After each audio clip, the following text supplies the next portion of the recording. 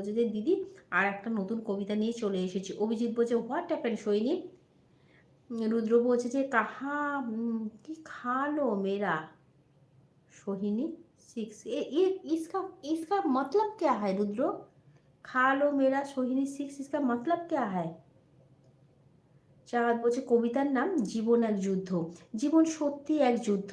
কখন কিভাবে কোন মায়াবিনীর সঙ্গে মনে মনে রং লেগে যায় তা কেউ আগে থেকে বুঝতে পারে না।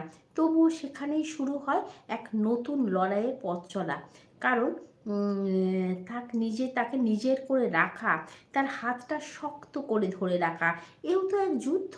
যেন রাজা রাজ্যের জন্য লড়ে যায়, যেমন রাজা রাজ্যের জন্য লড়ে যায়, তেমনি হৃদয়ও লড়ে যায় নিজের প্রিয় মানুষটিকে বাঁচাতে, রাখতে, জিততে।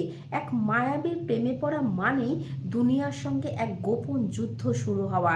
কারণ ভালোবাসা কখনো সহজ পথে আসে না, সহজেই ধরা দেয় না।